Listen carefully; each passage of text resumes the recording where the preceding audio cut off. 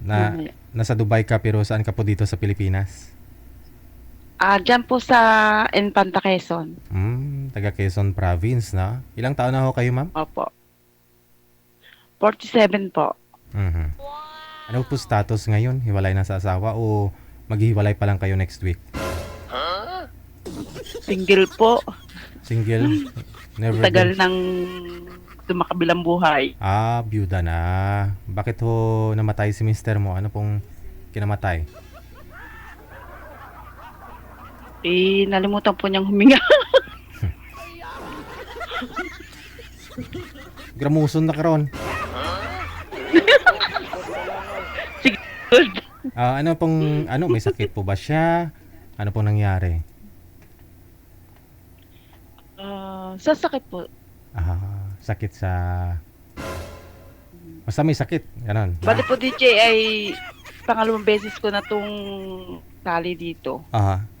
Anong year po Kung kayo? natatandaan po ninyo yung taga Cebu, Mm. yung nakakuha ko dati. Anong taon po yun? Eh, eh, Last year po, Kamusta ho kayo ng... December 16. Kamusta ho kayo ng taga Cebu? Hindi po nakatiis sa Tapos? makabilang bahay. Naging kayo po ba? Naghanap ng iba. Mhm. Ah. Tapos hindi nakatiis. Pero nagkita ho kayo, hindi? Yun. Hindi ho. Hindi po. Yun lang. Oo. Naging kayo, tapos naghanap po siya ng iba, yung malapit sa kanya, no? Pinalit sa'yo, no? Oo. Pero baka naman gusto niya sana uuwi ka. Ayaw mo lang. Sabi ko, tatapusin ko lang yung kontrata ko eh. Ah. Ngayon sanang December ang uwi ko, pero hindi na nakatiis. Kailan lang ho kayo naghiwalay? Okay lang. Matagal-tagal na rin po. Mga 2 weeks siguro. Binalak na niya ako. 2 weeks. 2 weeks pa lang. Okay. Meaning, tumagal ho kayo, pero, ha? Isang taon din? Ha? Isang taon po kayo? Isang taon din. Yun lang. Pero may anak po kayo, ma'am. Ilan po anak ninyo? 2. Malalaki na. Malalaki na. May Nagtatrabaho? mga trabaho na sila. Nagtatrabaho ka para kanino? Para sa sarili ko. Para pagdating ng araw, mag-asawa ka, hindi ka pwede tumbuyon, no? Tumbuyon na. Oo, tama. Tama, DJ. Ng makapartner mo, ng asawa mo. Ilang years na po kayong biyuda? 70 na po. Pero yun lang po yung naging boyfriend nyo? Wala na? Iba? Meron namang naging boyfriend. Pero katulad din, hindi rin nagkikita. Hindi rin tumatagal, no? Hindi rin Diyan mga sa Dubai. nakatiis. Diyan sa Dubai, kasi hindi po... laging nandito sa Diyan sa Dubai, ibang hindi po kayo bansa. nagka-boyfriend sa sa Dubai? Ay, wala. Bawal. Sinong sabi? Nakakatakot. Baka mamaya makulong kami. Nakakatakot dito maghanap ng boyfriend. Kung wala ka namang sabit, di ba? Biyudo ka nga. Tapos siyempre, maghanap ka na rin ng biyuda. Biyuda ka, maghanap ka na rin ng biyudo. Yung pareho kayong yung wala sabit. Dito po kasi sa amin, wala kaming day off. Hindi kami lang. makakagala. Makakalabas lang kami pag magsisend kami ng pera. Kung mga talagang dito lang kami sa bahay. Pero pabor din naman. Pabor. Kasi iwas gastos. Correct. Iwas sa luho, sa cellphone, di ba? Kasi minsan, napapaano ka lang napapatingin ka lang sa iba. Minsan, nainganyo ka na rin nabibili ka ng ganyang cellphone, di ba? Kung dyan ka lang bahay, trabaho. O damit, di ba? Tipid na rin kahit papaano, hindi ka nabibili ng bagong damit.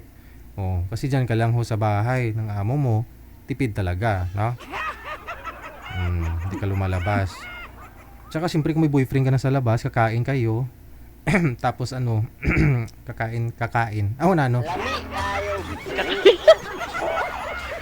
Basta yun na. Ano naman pong gusto mo sa isang lalaki? Anong hinahanap mo? Ang gusto ko yung makakaintindi, understanding, gano'n. Tapos yung mas may edad sa akin. Ilang taon na nga po kayo, ma'am? Nakalimutan ko. 40? 47. 47. So mga 50, ganon. 48, 50. Okay lang. Okay, sige. Okay lang po, DJ. Saan ho kayo dito sa Pilipinas, ma'am? Infanta Quezon. Ay, oo nga pala, no? Pasensya na, medyo may edad na. Okay. Baka nanonood po ngayon yung Cebuano na nakausap mo po dito. Naging boyfriend mo ng 1 taon, mahigit. Tapos 2 weeks ago pa lang ho kayong hiwalay. Anong mensahe mo po sa kanya? Sana maging masaya ka sa pinalit mo sa akin. Yun lang.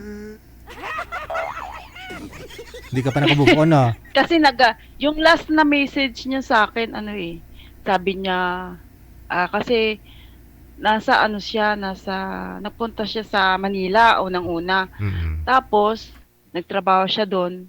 Tapos, sabi niya sa akin, pupunta ako ng Iloilo, doon ako magtatrabaho. Sabi ko, sige. Pagdating niya sa Iloilo, parang ramdam ko na parang may something. Nag-iba yung lagi siyang hindi na tumatawag, ganun. Tapos sabi ko,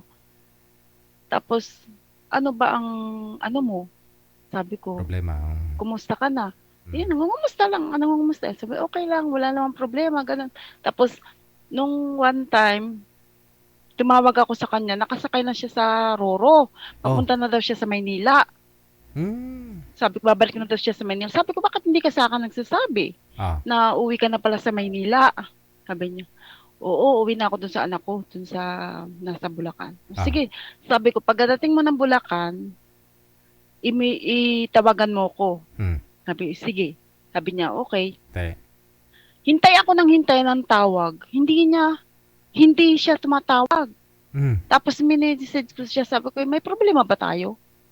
Hindi siya nagre-reply hanggang sa dinistrict niya ako. Alam mo kasi, syempre, hindi mo makikita kung nasisend niya o nasisin niya, no? O hindi, no?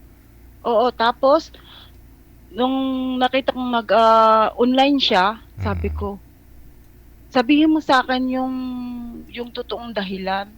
Sabi ko, para wala sa ating masaktan. Sabi ko, ganun yung tanggap ko naman. Sabi ko, total, hindi pa naman tayo nagkikita. Sabihin mo lang sa akin yung totoo.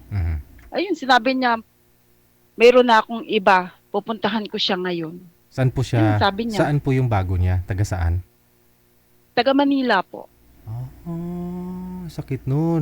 So, kaya, sige, sabi ko, okay, sabi ko, good luck. Pero yung, in fairness naman, yun naman kanyang mga anak, yung kanyang anak na isa nasa Cebu, diretso pa rin yung pag-message sa akin. Kasi hindi ko naman sila dinadamay sa mga problema namin. Sabi ko, okay lang ako. Pero may money involved. Huwag kang manghingi ng sorry. May money involved po ba? Wala naman. Ay, wala po. Wala. Never talaga akong, siguro, hindi talaga ako nagbigay. Yun lang, sayang. Yung puyat ninyo, mahigit 1 taon eh. Oo. Ganun talaga eh. Sabi ko, ganun talaga. Ganun talaga. Kailangan mong siguro, sumugal mas maganda, mas malapit. So, infanta ka. Kaya sabi ko, sana maging maligaya siya. So, dito na po siya sa may Bulacan. Mayroon na po siyang kasama ngayon. Sabi niya. Pero sa akin, okay lang. At least, mintres maaga pa, na ko na. Mas maganda ho siguro yung makakausap mo taga Quezon Province din. Yung malapit, medyo Laguna, ganun, no? Pwede, no? O Bicol, para kahit pa paano, pwede ka madaanan, no? Kung ano man, no? Kung taga Bicol siya. Pwede. Sayang kasi, DJ, kasi ang dami namin mga plano. Ang dami namin mga plano, nagkasyo ganito, ganyan. Sabi niya hindi siya magbabago, ganun. Plano, buti na lang. Hanggang plano lang pala, no? Hanggang plano lang. Pwede nyo naman buhayin ulit yung plano niyan sa bago mo pag meron, no? Meron kang sa tingin mapupusuan ka dito. Pag meron. Kung makakapaghintay din, kung may tiyaga. Kasi December pa ho kayo uwi, no? Malapit na lang din. Bilis lang naman ng araw ng mga panahon, di ba? Sige, standby po kayo ha, ma'am. No, naalala ko nga po ito si ma'am, no? Kamukha niya si Nora Honor. Sumali year 2024 yata.